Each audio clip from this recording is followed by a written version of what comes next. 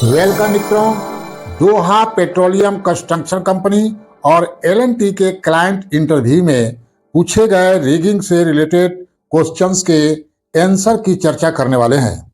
इस वीडियो में एकदम सिंपल तरह से समझाया गया है जो साधारण से साधारण कैंडिडेट को भी समझ में आ जाएगा। क्योंकि सभी क्वेश्चंस इंपॉर्टेंट है, इसलिए इस वीडियो को लास्ट तक जरूर देखिए, आपको अवश्य फायदा होगा। तो लेते हैं पहला question. What safety precaution should be followed before starting the work? अर्थात काम शुरू करने से पहले सेफ्टी से रिलेटेड किन किन सावधानियों का पालन किया जाना चाहिए? यह बहुत ही इंपॉर्टेंट सवाल है मित्रों। आप इस क्वेश्चन का जवाब इस प्रकार दे सकते हैं।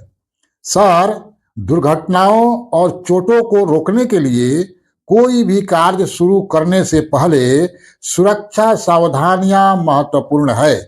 इसलिए सर, सबसे पहले कार्य क्षेत्र का संपूर्ण जोखिम मूल्यांकन करना चाहिए कि काम के दौरान क्या क्या खतरा आ सकता है। हमें सुनिश्चित करना चाहिए कि सभी उपकरण और टूल्स अच्छी कार्यशील स्थिति में है। हमें उचित व्यक्तिगत सुरक्षा उपकरण जैसे कि पीपीई पहनना चाहिए। खिंचाव और मोच से बचने के लिए उचित उठाने की तकनीक का पालन करना चाहिए। टीम के सदस्यों के साथ संवाद कर यह सुनिश्चित करना चाहिए कि हर कोई संभावित खतरों से अवगत है, यानी कि जो खतरा काम के दौरान उत्पन्न होंगे उसकी जानकारी सभी व्यक्ति को होना चाहिए। प्राथमिक चिकित्सा किट और आपातकालीन योजना कार्यस्थल पर होना चाहिए और खतरनाक क्षेत्रों में अकेले काम करने से बचना चाहिए। इस प्रकार हमें काम शुरू करने के पहले सेफ्टी से रिलेटेड सावधानियां रखनी चाहिए। तो इस प्रकार मित्रों आप एकदम शॉर्ट में जवाब दे सकते हैं। अगला क्वेश्चन लेते हैं मित्रों। लिफ्टिंग बेल्ट भार क्षमता की जांच कैसे की जाती है? अर्थात how check lifting belt load capacity. मित्रों, यह question Doha petroleum construction company के इंटरव्यू में पूछा जा चुका है। इस क्वेश्चन का जवाब आप इस प्रकार दे सकते हैं।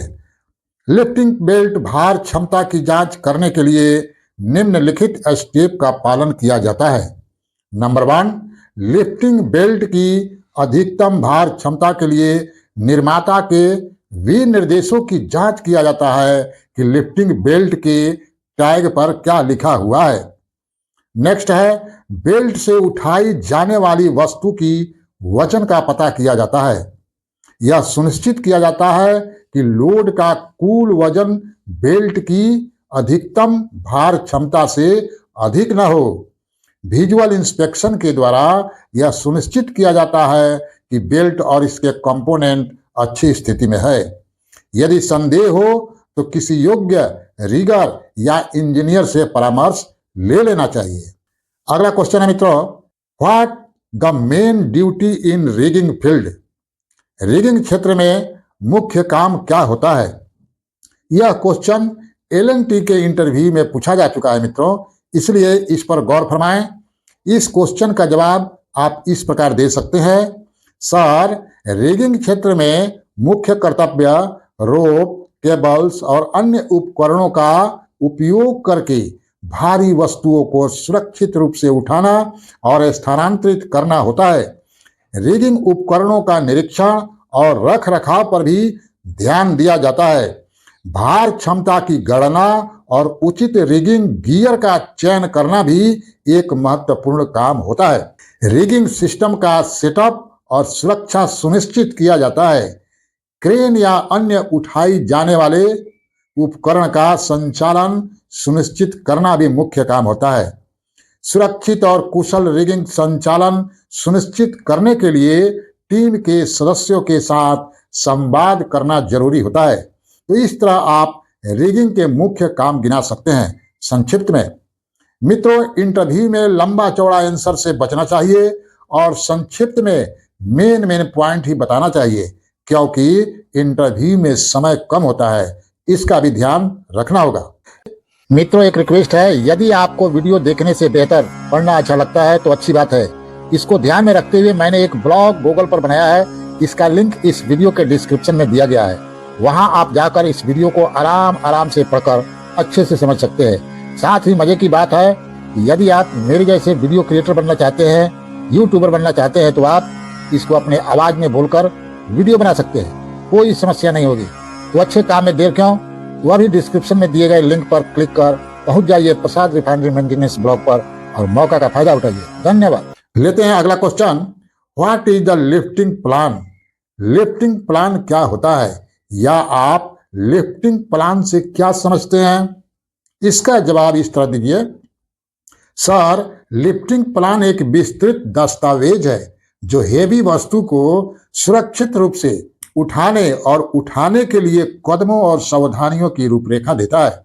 अगला प्रश्न है मित्रों, how many types of lifting, यानी कि लिफ्टिंग कितने प्रकार का होता है?